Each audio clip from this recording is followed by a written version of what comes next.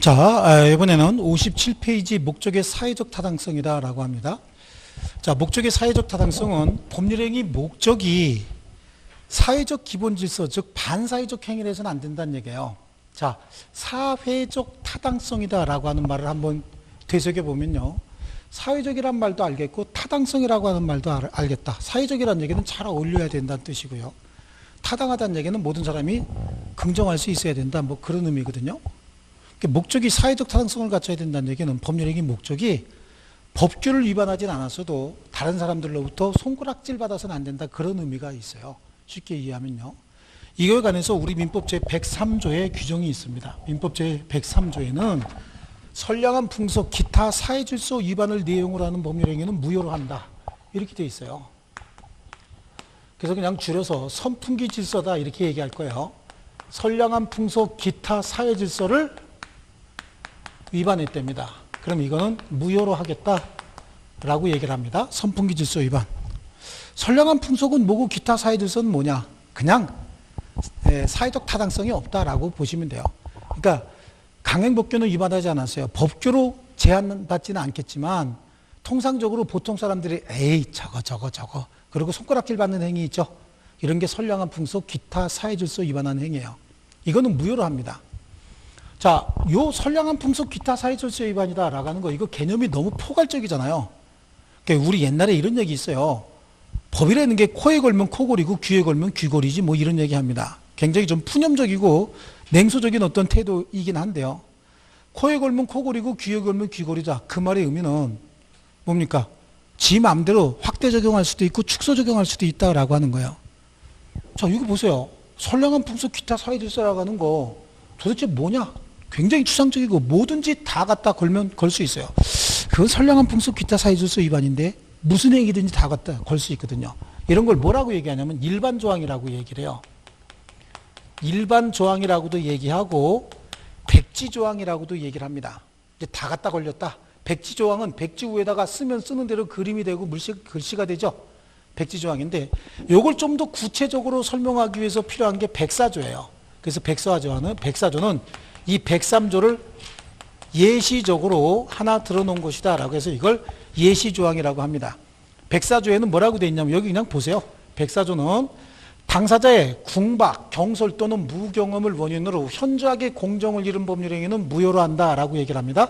그걸 불공정한 법률행위다. 그래서 불공정한 법률행위도 뭘로 한답니까? 무효로 한답니다. 자, 그런데 여기서 무효다라고 하는 요거만 보고 앞에 거 보지 마시고 무효만 가지고 봤을 때는 이행 전이면 이행할 필요가 없어요. 이행하지 않아도 되는 거예요. 근데 이미 이행이 됐답니다. 이행 후라고 한다면 그때는 부당이득으로 돌려받아야 됩니다. 그걸 부당이득 반환 청구한다 라고 얘기를 하는데 여기는 그냥 무효가 아니라 반사회적 행위로서 무효잖아요. 이 반사회적 행위로서 무효인 행위를 불법행위라고 얘기를 합니다. 민법에서는요. 그래서 민법행위의 불법행위는 반사회적 행위, 이거 얘기하는 거예요. 이 경우에도 이행 전이면 이행할 필요 없겠지만 이미 이행한 경우에 부당이득 반환 청구할 수 있느냐 없느냐에 대해서는 우리 민법 제746조에서 부당이득 반환 청구하지 못한다라고 되어 있어요. 746조에서 뭐라고 얘기하냐면 이러한 행위를 불법 원인급여다 이렇게 얘기를 합니다. 불법 원인급여는 그 이익의 반환을 청구하지 못한다. 자, 여기에는 두 가지 유형으로 해서 본문하고 불법 원인급여 본문하고 그 다음에 단서조항이 나와 있는데 이 본문은 두 당사자가 모두 불법행위를 같이 했을 때, 얘도 불법행위하고 얘도 불법행위했을 때는 서로 간에 주고받은 거 있으면 서로 돌려받지 못한다는 얘기를 하고 있어요.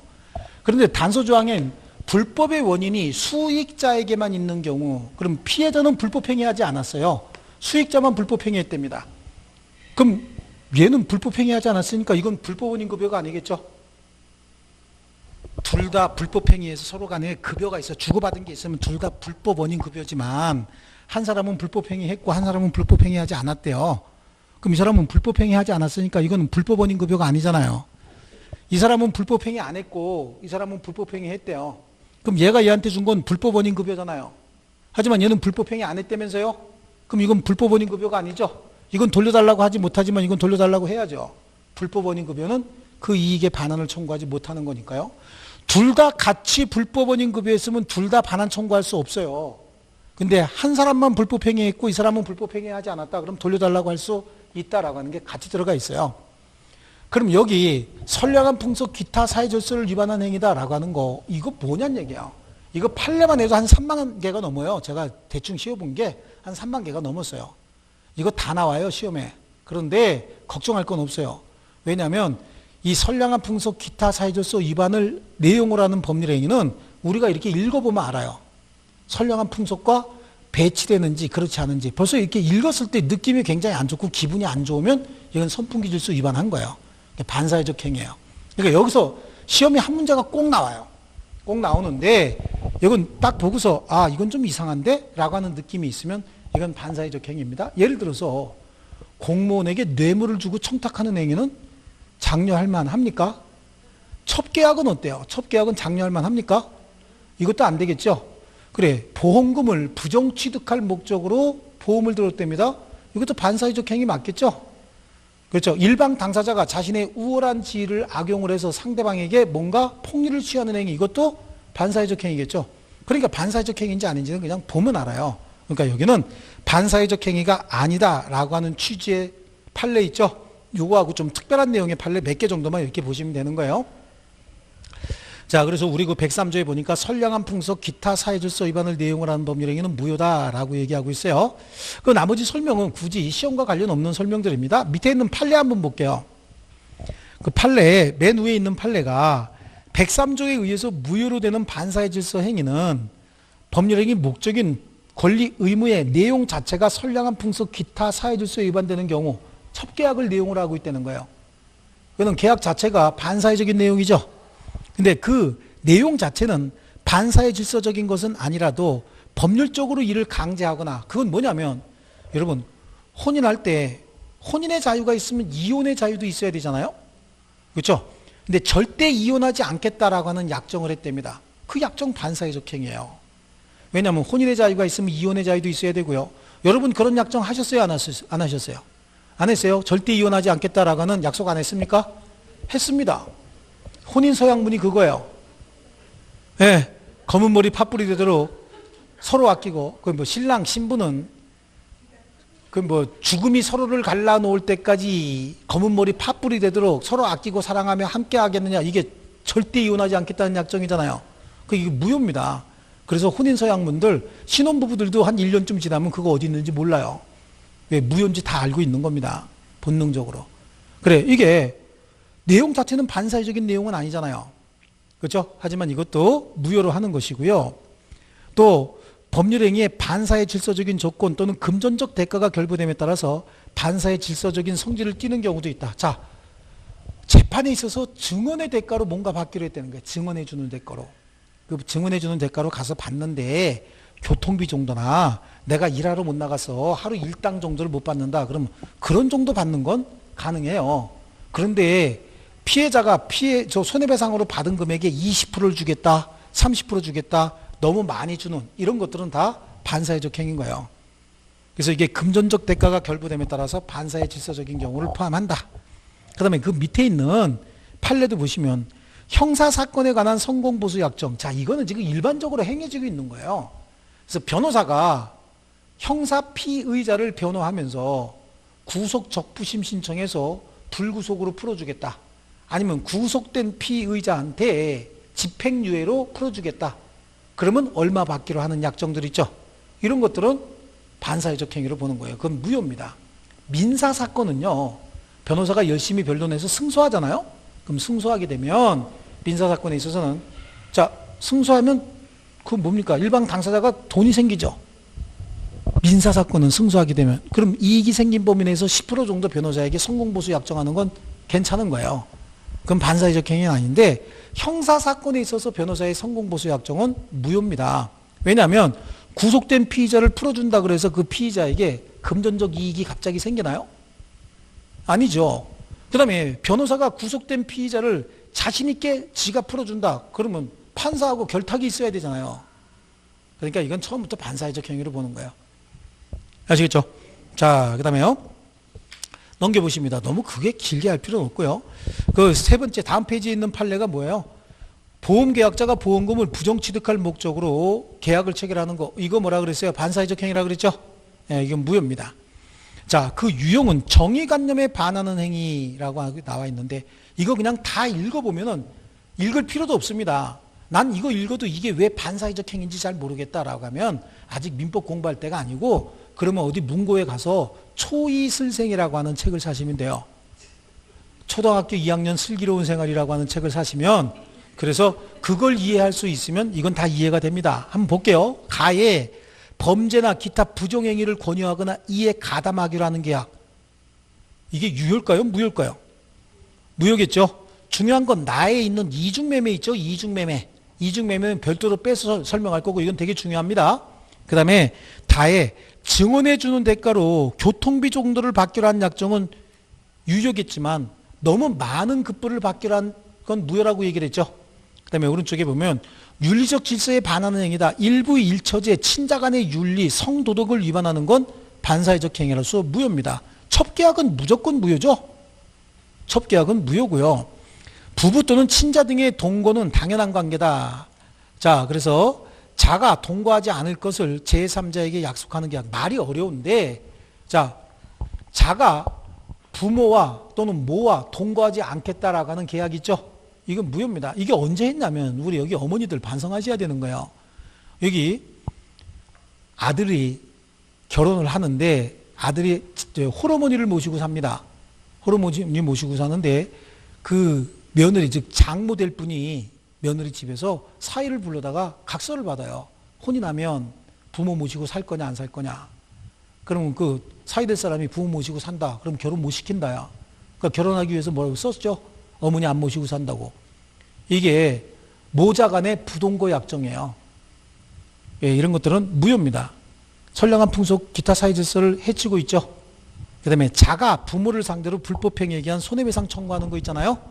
자, 채무 불이행을 이유로 손해배상은 청구할 수 있는데 불법행위를 이유로 손해배상을 청구할 수는 없어요. 이것도 다 무효입니다. 그냥.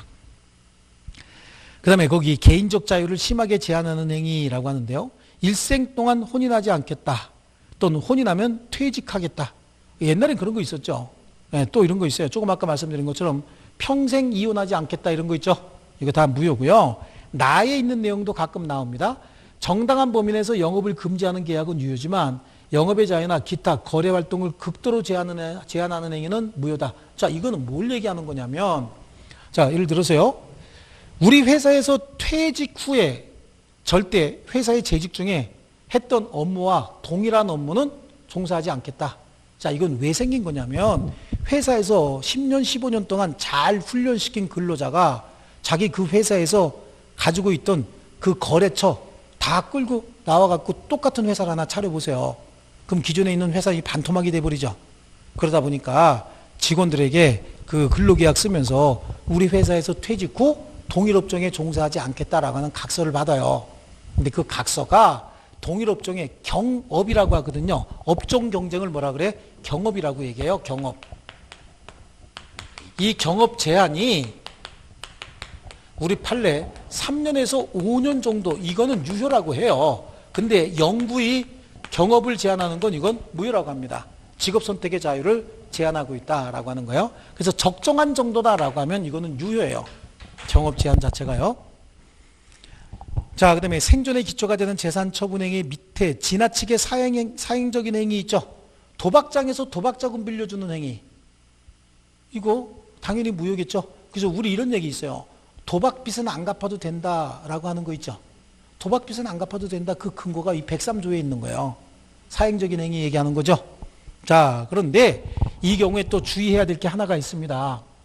자, 갑이 도박 채무자고 을이 도박 채권자예요. 제3자 병이 있는데 돈을 빌려줘요. 도박자금으로 쓰라고. 도박자금으로 쓰라고 빌려주고 얘가 부동산을 담보로 제공합니다. 이 행위 다 무효거든요. 도박자금 빌려주는 행위, 담보 제공하는 행위 다 무효예요. 근데 담보를 제공하면서 얘한테 이 목적물에 대한 처분의 대리권을 수여합니다. 위임장을 써주는 겁니다. 그래서 도박 채권자 을이 제3자와 대리인 자격으로 매매를 합니다. 갑의 대리인 을이 왔습니다. 라고 하고 상대방 제3자가 선의인 경우에 자, 이 경우에 이 대리권 수요 행위 이것까지 무효로 보진 않겠다는 얘기예요. 이거는 유효로 보여야 되겠다. 왜냐하면 대리제도에 근간이 무너질 가능성이 있어요. 만약에 이것까지 무효로 본다. 그래서 대리 행위까지 무효로 본다는 얘기는 앞으로 병이라고 하는 사람은 대리인이 물건 가지고 나왔으면 대리인한테 혹시 도박 채권자 아닙니까? 라고 조사해봐야 된다. 그런 일이 생기는 거죠. 그래서 도박 자금을 빌려주고 그에 대한 담보로서 담보를 제공하는 행위 이거는 무효일지 모르겠으나 혹시 담보로 제공된 물건의 처분의 대리권을 수여하는 행위까지 무효로 보지는 않겠다. 그러니까 이자가 대리인 자격으로 처분한 행위 제3자가 선이라고 한다면 이 매매계약은 뭐가 된다는 얘기죠? 유효가 된다라고 하는 거예요. 요거. 예. 거래 안전을 지키기 위한 조치였다라고 하는 겁니다. 그래서 그 나에 있는 게 그겁니다. 그리고 그거는 잘 나오는 편이니까 잘 체크해 두셔야 됩니다. 그거는 중요합니다. 자, 그다음에 넘겨보시겠습니다. 반사회적 행위의 효과입니다. 반사회적 행위는 뭡니까? 무효죠, 무효. 이행 전이면 이행할 필요 없습니다. 이미 이행된 경우에도 불법원인급에 해당해서 그 이익에 반환을 청구하지 못한다라고 얘기하고 있죠. 예, 그다음에요. 밑에 나오면 이제 동기의 불법이에요. 동기라고 하는 게 뭐예요? 여러분 동기 세 글자로 뭐라 그러죠? 꿍꿍이라고 합니다. 동기는 세 글자로 뭐라고요? 꿍꿍이. 머릿속에 있는 꿍꿍이에요. 자, 예를 들어서 친구가 나한테 와서 돈을 빌려달랍니다. 친구야, 한 1,000만 원만 빌려줘라. 1,000만 원? 자식이 어떻게 적금 탄 거 알고 제대로 찾아왔네. 뭐에 쓸 거냐? 라고 물어봤더니 친구가 묻지 말고 좀 빌려줘. 급해서 그래. 라고 해서 빌려줬대요. 빌려줬는데 이놈이 이거 갖고 도박 자금으로 썼다는 거예요. 그럼 돈을 빌려주는 행위는 반사회적 행위일 수가 없잖아요. 그렇죠? 그리고 빌려줄 때 얘가 도박 자금으로 쓸지 아니면 다른 데 급히 쓸지 알았어요, 몰랐어요? 몰랐습니다. 머릿속에 있는 꿍꿍이 전혀 몰랐죠. 이때는 그 돈 빌려주는 행위가 반사회적 행위는 아니에요. 그런데 처음부터 친구가 와서 돈 좀 빌려달라, 어디다 쓸 거냐, 오늘 저녁에 한 판 대판 벌려서 도박을 할 거다 라고 얘기했는데 빌려주면서 그래, 딴 거 반땅이다 그러고 빌려줬답니다. 돈 빌려주는 행위는 반사회적 행위는 아니지만 빌린 돈으로 어디다 활용하려고 하는지, 즉 반사회적인 동기를 가지고 있다는 거 알고 빌려줬잖아요. 그럼 그것도 반사회적 행위가 되는 거예요. 못 돌려받습니다. 아시겠죠? 그래서 그게 동기의 불법이다라고 해서, 동기는 원래 법률행위에 영향을 미치는 요소는 아닌데 불법의 동기를 가지고 법률행위 했을 때 상대방이 그 불법의 동기를 알았거나 알 수 있었을 때, 즉 동기가 표시되거나 알려진 동기가 반사회적인 것임을 알고 했을 때는 그 법률행위 자체가 반사회적 행위가 된다. 조금 아까 말씀드린 것처럼 친구한테 돈 빌려주면서 도박 자금으로 쓸 예정이라는 걸 알면서 빌려줬다. 그럼 불법의 동기를 알면서 빌려줬다 그 얘기죠. 그럼 그 빌려준 행위도 반사회적 행위가 된다. 그래서 맨 밑에 있는 밑에서 세 번째 줄 판례는 거기서부터 끝까지 줄쳐 놓으셔야 됩니다. 세 줄 다 줄쳐 놓으셔야 돼요. 자, 됐죠? 네, 그 다음에 오른쪽으로 한번 가볼게요. 자, 다음 중 무효가 아닌 것은, 그래서 28의 기출문제가 나오죠. 지금 통정의 표시를 아직 안 배웠기 때문에 이거는 잘 모르는데, 어쨌든 간에 관할관청의 허가 없이 학교법인의 기본재산의 처분이다 라고 하는데, 학교법인은 학교 재산을 마음대로 처분할 수가 없어요. 이거는 관할관청의 허가가 있어야 됩니다. 그 다음에 4번, 5번 내용 보려고 그래요. 도박 채무를 변제하기 위해서 그 채무자와 체결한 토지 양도계약, 이건 무효죠. 도박 채무 변제, 이건 무효입니다. 그 다음에 공무원 직무에 관해서 청탁하고 돈 주기로 했답니다. 이건 무효가 돼야 되겠죠. 예. 자, 그런 정도로 나올 거고요. 그 다음에 나오는 게 이제 이중매매예요. 이중매매는 앞에서 우리 한 장 역으로 넘기면 정의관념에 반하는 행위 중에서 나에 있는 거 중요하다고 얘기했죠. 별도로 설명한다고 얘기했잖아요. 그게 이중매매. 다시 넘기시면 이중매매인 거예요. 이중매매. 자, 이중매매는 다음 페이지에 나오는 불공정한 법률행위하고 두 개가 같이 엮이면, 63페이지에 불공정한 법률행위 있죠? 이 두 개가 같이 묶이면 이건 무조건 1.5문제짜리입니다. 이건 한 문제 이상은, 두 개 중에 하나는 무조건 나오는 겁니다. 그래서 이걸 그냥 1.5문제다 이렇게 얘기를 하는데요. 이게 굉장히 중요한 내용입니다.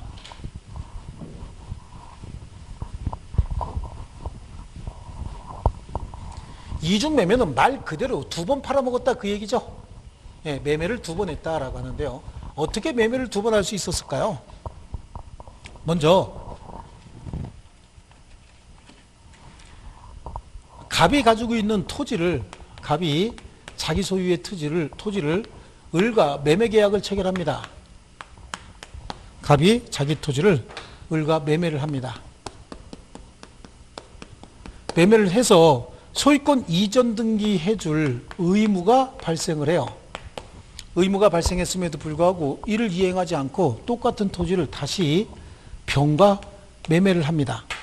그러니까 똑같은 물건에 매매가 지금 두 번 있었죠. 그러니까 먼저 이루어진 매매를 제1매매, 나중에 이루어진 매매를 제2매매라고 얘기를 해요. 그리고 제2매매의 기초에서 이행까지 해줍니다. 이의 이름으로 등기까지 해줍니다. 이 등기가 유효냐 무효냐 이거에 따라 상황이 달라집니다. 이 등기가 유효냐 무효냐라고 할 때 원칙은 저 등기는 유효입니다. 유효인데 제1매매가 있었고 소유권 이전 등기해줄 의무가 있었다는 사실을 이 사람이 몰랐답니다. 그럼 당연히 유효가 되겠죠. 다만 제2매수인이 제1매매 사실이 있었고 이전 등기해줄 의무가 있었다는 사실을 알았던 경우에도 유효가 된다는 얘기예요. 선악불문하고 유효란 얘기입니다. 이건 왜 그러냐면, 자, 병이 갑 소유의 저 토지를 이거 내가 사고 싶은데 저한테 파시죠 라고 했더니 갑이 이미 팔렸습니다. 팔려서 중도금도 일부 받았고 지금 을에게 이전해 줘야 됩니다. 그랬더니 병이 나가면서 참 아쉽습니다. 그러고 나가니까 갑이 물어봤어요. 뭐 얼마에 사실 거요? 가격이나 궁금하네. 그러면서 한번 슬쩍 던져봤거든요. 근데 병이 한 7억에 살라고 할 생각이 있었어요. 그랬더니 갑이 깜짝 놀라는 거예요. 어저께 그러고 5억에 매매했거든. 근데 7억 준대죠? 그 생각이 달라지는 거 아니냐고요. 그럼 계약금 5천만 원 받았으니까 그리고 뭐 이것저것 해서 대충 한 5천만 원 더 주고 끝내면 되지 않을까 이런 생각을 해요. 물론 계약금만 받은 상태 같으면 자유롭게 해지할 수 있으니까 이건 무조건 뭐 반사회적 행위라고 볼 수는 없지만 중도금도 받았고 기타 의무가 발생을 했어요. 이 머릿속으로 잘못 생각한 거죠. 그랬더니 갑이 그래. 그럼 매매합시다.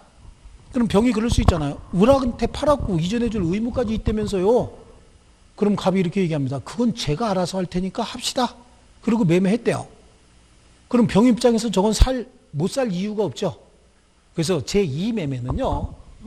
계약 자유 내지는 자유 경쟁의 원칙이 적용이 되기 때문에 먼저 소유권 이전 등기 받은 자가 소유자가 되는 거야. 매매는 수십 번 해도 관계없어요. 수십 번 해도 관계없이 먼저 소유권 이전 등기 받으면 그 자가 소유자가 되는 겁니다. 다만 예외적으로 이게 무효가 되는 경우가 있어요. 언제 이게 무효가 되느냐? 무효가 되려면 적극가담이라는 말이 들어가 주는 거예요.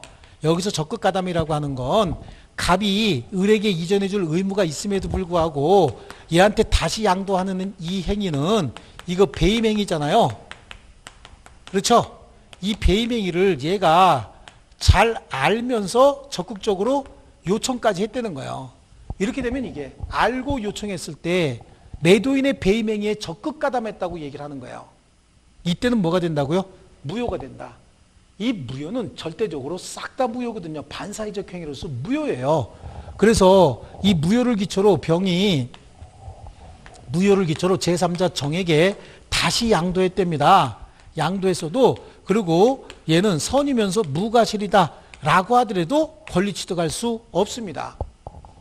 이후의 법률관계 싹 다 무효고 이때는 제1매수인을 보호할 필요가 있기 때문에 제2매매는 무효고 이후의 법률관계도 싹 다 무효로 하고요.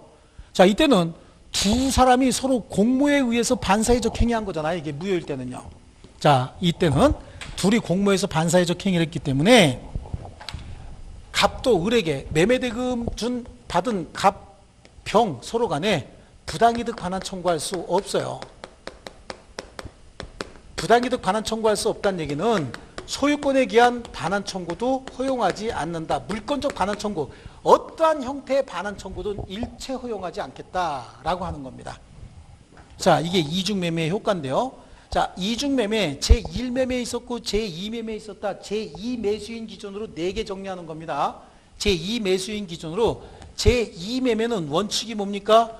유효입니다. 제2매수인 악의인 경우에도 유효다라고 하는 거 있죠. 요거 하나. 예외적으로 무효가 되는데 그 무효라고 하려면 무슨 말이 들어가줘야 된다고요? 적극가담. 적극가담이란 말은 여기 있는 알고 요청이라고 하는 거 있죠? 요거 제1매매 사실을 알았고 이전 등기 제3자에게 해줘야 된다는 사실을 알면서도 적극적으로 요청한 경우에 그때 무효로 된다. 이게 무효인 경우에 그 무효를 기초로 새로운 이해관계 맺은 사람 있잖아요. 얘는 선악불문하고 권리 취득할 수 있다 없다? 없다. 보호되지 않아요. 이때는 병이나 정을 보호할 게 아니라 을을 보호해야 되기 때문에 절대 보호되지 않는 거고요. 이게 무효인 경우에 양 당사자는 반사회적 행위 둘이 같이 했어요. 불법행위 같이 했기 때문에 두 사람은 어떠한 형태든지 그 반환 청구를 일체할 수 없습니다. 그래서 제2매수인 기준으로 4개 지금 정리합니다. 이렇게 정리하고 그러면 제1매수인 기준으로 정리해야 될 게 또 있는데 다시 한번 똑같이 그리면 갑하고 을이 제1매매 했답니다. 제1매매 했고 갑하고 병이 또 다시 제2매매 했다 그런 거잖아요. 제2매매 효력은 하나, 둘, 셋, 4개 정리했죠. 정리했고 제1매매 효력은 제2매매가 유효인 경우와 제2매매가 무효인 경우로 한번 나눠서 제2매매가 유효다. 그러면 얘가 소유권 취득해버렸다 그런 얘기잖아요. 하나의 물건에 갑이 병에게 소유권 이전 등기에서 병이 권리를 취득했으면 갑은 똑같은 내용의 권리를 을에게 다시 이행해 줄 수 없는 상황이 생기죠. 그럼 이게 뭐가 된 거야? 이행불능이 됐죠. 이행불능이 됐는데 계약 체결할 때는 이행이 가능했었잖아. 계약 체결할 때는 얘가 없었으니까. 근데 나중에 생긴 사유로 불능이 됐죠. 이걸 후발적 불능이라고 얘기하죠. 그럼 이때는 여기다가 대고 후발적 불능을 이유로 후발적 불능인데 채무자에게 책임이 있는 사유예요? 없는 사유예요? 책임이 있는 사유잖아요? 그럼 후발적 불능 채무불이행이 되겠네요. 그죠? 후발적 불능 중에서 채무불이행 불능입니다. 불능이고 뭐 하는 거야? 계약을 해제하고 또 뭐 할 수 있어요? 손해배상 청구할 수 있어요. 이때 손해배상은 이행이익의 손해배상이라고 전 시간에 했습니다. 요거고요. 만약에 제2매매가 무효일 때 그래요. 제2매매가 무효다라고 하더라도 얘네들끼리는 서로 반환 청구하지 못한다면서요. 돌려달라고 하지 못한다면서요. 그러면 제1매수인 한번 볼게요. 제1매수인은 매매계약을 누구하고 했습니까? 갑하고만 했죠. 그러니까 소유권 이전 등기 청구는 얘한테만 해야 되잖아요.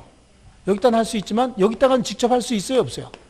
없잖아요. 왜냐하면 병하고 을은 아무런 거래가 있는 자가 아니죠. 둘이 아무런 거래 안 했잖아요. 그러니까 을한테는 청구할 수 없고 갑에게 청구해야 되는데 갑은 지금 을에게 소유권 이전 등기해 준 상태 아니냐고요. 그리고 갑이 돌려달라고도 하지 못하는 상태죠. 만약에 예를 들어서 갑이 병에게 소유권 반환 청구할 수 있는데 반환 청구하지 않고 있으면 대위 청구도 할 수 있는 거거든요. 그런데 갑이 병에게 반환 청구권이 없으니까 대위 청구도 못하는 거거든요. 그러다 보니까 아니 반사회적 행위한 애들은 말이에요. 서로 간에 이행한 거 반환 청구할 수 없어서 갑이 병에게 준 건 갑이 가지고 있고 병이 갑에게 준 건 갑이 병에게 준 건 병이 가지고 있고 병이 갑에게 준 건 갑이 가지고 있어요. 서로 간에 계약의 목적을 달성하고 있는 거예요. 주고받은 거 서로 안 줘도 되니까. 그럼 정상적인 법률 행위한 사람은 자기 권리를 이행 못 받고 있고 반사회적 행위한 것들은 지네끼리 이익을 취하고 있는 거잖아요. 그러니까 이게 정의관념에 반하는 거예요. 그래서 우리 판례가 둘 중에 하나를 인정해 줘야 되기 때문인 거예요. 이 둘 중에 하나 중에서 어떤 게 사회적인 부작용이 덜 발생하느냐? 직접 반환 청구보다는 어떡하자? 대위 청구권은 없지만 대위 청구할 수 있도록 해주자라고 했던 거예요. 아시겠죠? 그래서 원래 채권자 대위권은 없지만 대위 청구할 수 있도록 해주되 이때도 직접 반환 청구는 할 수가 없어요. 둘 사이에 아무런 거래가 없었기 때문에. 또 이 경우라도 둘이 반사회적 행위 같이 했고 불법 행위한 애들이죠. 얘네들은요. 그러니까 불법 행위를 이유로 손해배상은 직접 청구할 수 있고요. 이 제2매매 계약은 갑이 오직 을에게 소유권 이전 등기 의무를 회피하고자 해서 했던 행위는 아닌 거예요. 갑이 제2매매한 이유는 욕심이 나서 했던 거지 오직 을에 대한 책임 회피를 하기 위해서 한 행위는 아니죠. 그러니까 이거는 채권자 취소권 대상은 아니란 얘기예요. 아시겠죠? 그래서 제1매수인 기준으로 공가이 하시면 돼요. 최초의 공이 뭐였죠? 채권자 대위권 행사할 수 있다. 두 번째 가이는요. 직접 반환 청구는 할 수 없다. 이때 불법 행위를 이유로 손해배상은 직접 청구할 수 있고 채권자 취소권은 행사할 수 없다. 다시 한번 쫓아해봅니다. 첫 번째 공이 뭐였죠? 대위 청구. 요거는 직접 반환 청구는 안 되는 거죠. 불법 행위를 이유로 손해배상은 직접 청구하죠. 채권자 취소권은 행사할 수 없다. 공가위 머릿속으로 맨 처음에 공, 대위 청구, 밑에 가위는 직접 반환 청구, 세 번째 공은 손해배상은 직접 청구하고 네 번째 가위는 채권자 취소권은 행사할 수 없고. 자, 이렇게 해서 정리하면 되는데 이게 이제 나중에 가면 여기 매매라고 했지만 매매에만 국한되는 것이 아니고 유사한 법률관계에 다 적용하겠다는 거예요. 예를 들어서 자, 제1매매 계약을 체결해서 소유권 이전 등기해 줄 의무 있는 자가 또 팔아먹은 게 아니고 얘한테 저당권을 설정해 줬다는 거예요. 양도계약해서 소유권 이전 등기해 줄 의무 있는 자가 저당권도 설정해 주면 안 되는 거 아니에요. 근데 설정해 줬고 얘가 적극 가담했다 그러면 그 저당권도 무효가 된다는 얘기예요. 또 이럴 수 있어요. 나중에 얘가 취득시효 완성했어. 매매는 하지 않았는데 취득시효 완성했고 소유권 이전 등기까지 청구했는데 그럼 소유권 이전해 줄 의무가 생겼잖아요. 근데 제3자 적극 가담에 의해서 제3자에게 팔았다. 그럼 그것도 무효로 하겠다는 얘기예요. 여기는 매매는 아니고 뭐였다는 얘기예요. 취득시효 완성해서 소유권 이전 등기 청구했으면 소유권 이전해 줄 의무가 생겼죠. 매매가 아니라 기타 규정에 의해서도 의무가 생겼는데 그 의무를 이행하지 않고 제3자에게 다시 양도하는 행위, 저 행위가 배임행위에 해당하면 이중매매법리 그대로 적용하겠다. 그래서 그 범위를 좀 확대 적용한다라고 하는 거고, 기본적으로 알아야 될 건 이겁니다. 제2매수인 기준으로 하나, 둘, 셋, 네 개. 제1매수인 기준으로 제2매매가 무효일 때 공가위 네 개.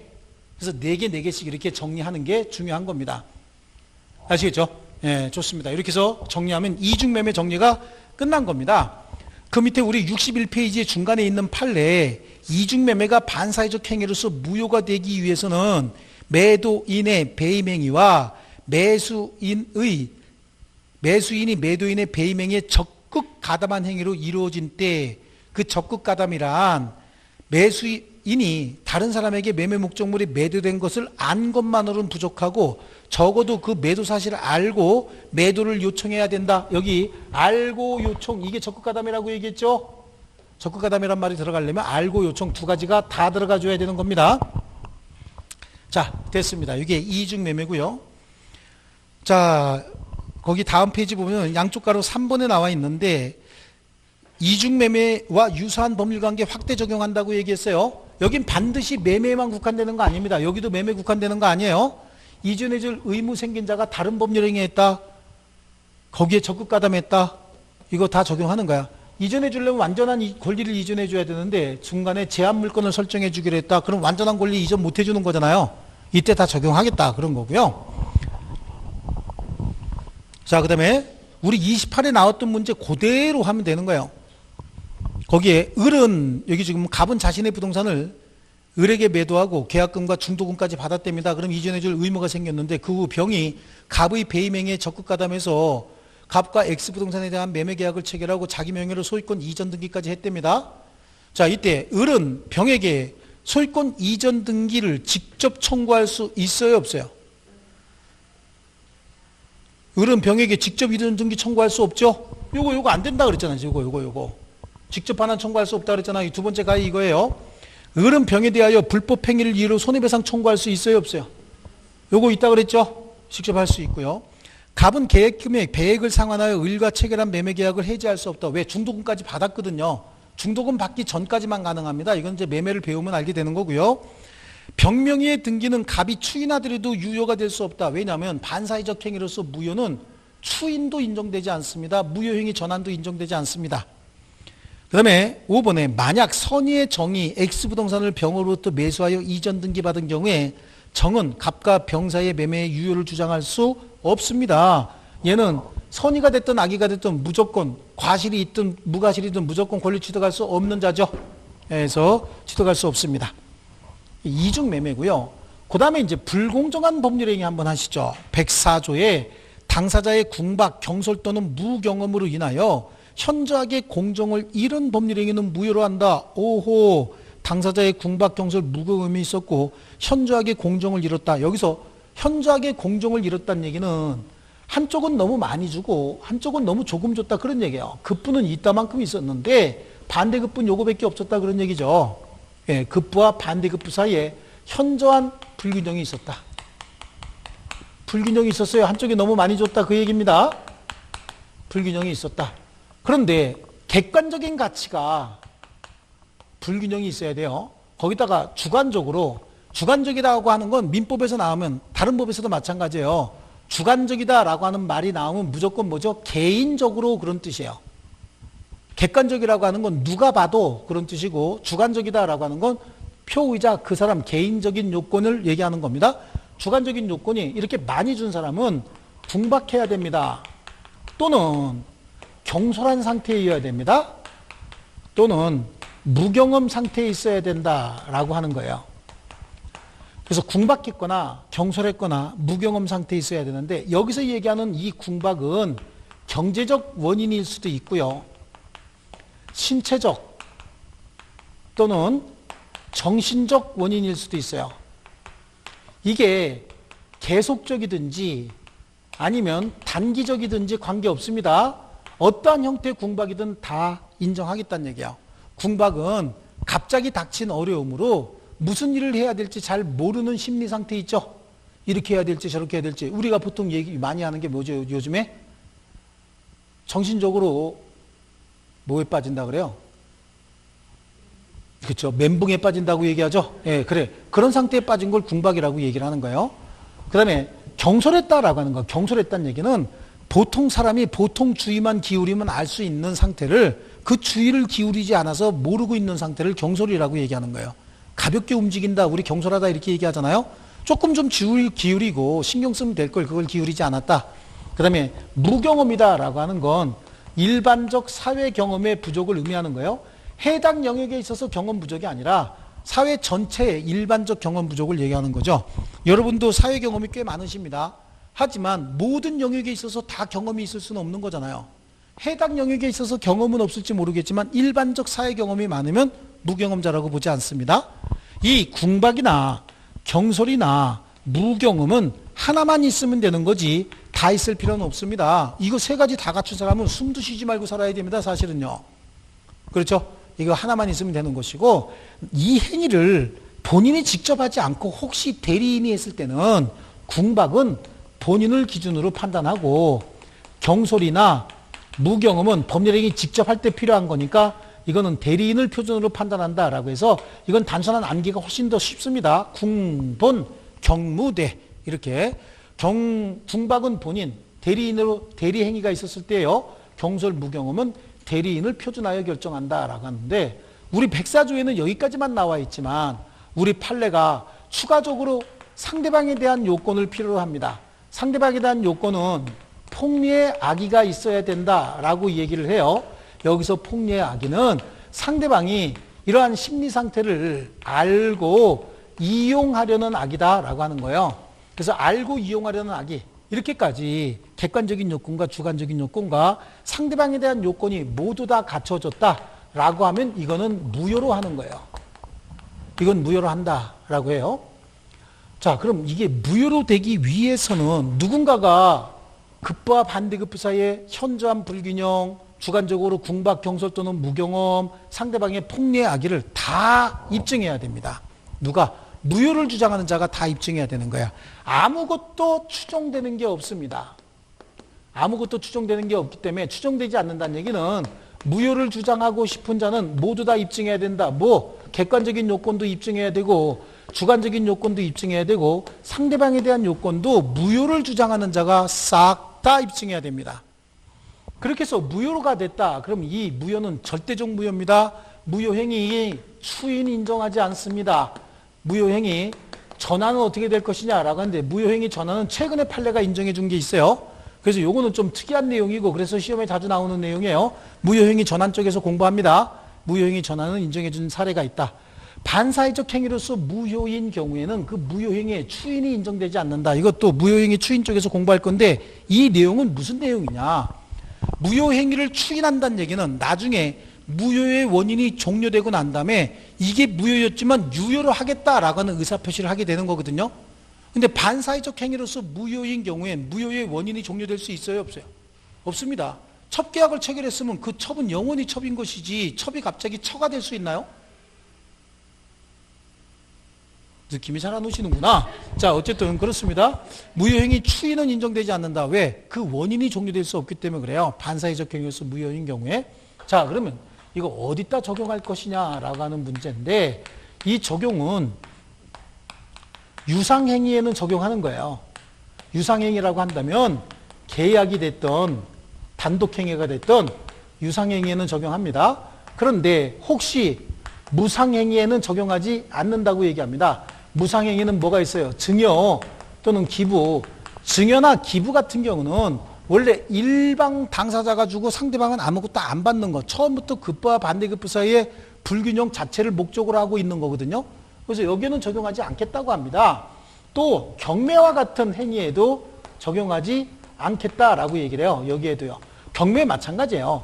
조금 주고 큰 거 받아야 잘한 경매죠. 원래 경매는 급부와 반대급부 사이에 불균형 자체를 목적으로 하는 게 경매예요. 아시겠죠?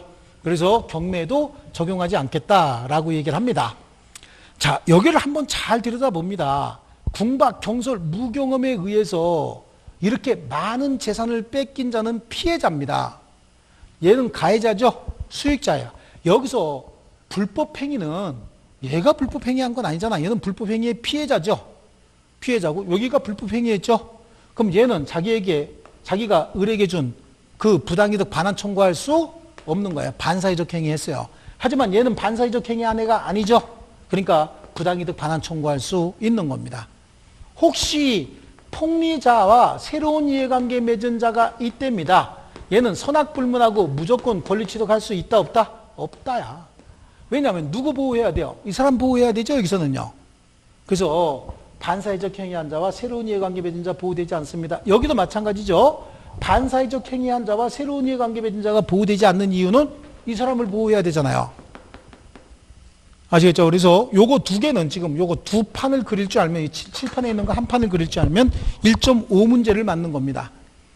자, 우리 책으로 얼른 가서 이제 몇 개 체크하고 갈게요. 자, 요건에, 다음 페이지 요건에 보면 객관적인 요건, 급부와 반대급부 사이에 현저한 불균형이 있어야 된다. 이건 객관적 가치의 불균형을 얘기하는 거고요. 주관적인 요건에 피해자의 궁박, 경솔 또는 무경험 상태에 있어야 된다죠. 이거 중에 하나만 있으면 되는 거지 다 있을 필요는 없고, 궁박은 뭐라 했어요? 정신적인 거, 심리적인 거, 경제적인 거 다 포함한다. 그 밑에 있는 사례 그거 필요 없습니다. 요건이 어떤 것들이 필요하냐? 요거 알고 있으면 돼. 요거 중에 하나만 있으면 된다라고 하는 거야. 구체적으로 뭐 교통사고 뭐 이런 거 필요 없습니다. 그 다음에 B에 보면 경솔은 보통 사람이 주의를 기울일 수 있음에도 불구하고 이 사람은 기울이지 못한 걸 얘기하는 거고, 그 다음에 폭리자의 악의 또는 편승의사다라고 하는데 이게 뭐예요? 이거 폭리의 악입니다. 폭리의 악의는 뭐라고 해요? 알고 이용, 이걸 얘기하는 거고요. 오른쪽 페이지로 가면 대리인이 법률행위 했을 때요, 대리인이 법률행위 했을 때는 궁박은 본인, 경솔, 무경험은 대리인 기준으로 한다 그랬죠? 그 옆에다 한번 써놓을게요. 궁본, 경무대 이렇게 써놓습니다. 그 다음에 밑에 가면 입증 책임, 누가 입증할 거냐? 무효를 주장하는 자가 싹 다 입증해야 된다고 말씀드렸죠? 하나도 빠짐없이 다 입증해야 됩니다. 넘겨보십니다. 넘겨보시면 효과예요. 불공정한 법률행위는 무효다. 그리고 선의의 제3자에게도 대항할 수 있는 무효, 이걸 절대적 싹 다 무효다 이렇게 얘기하고요.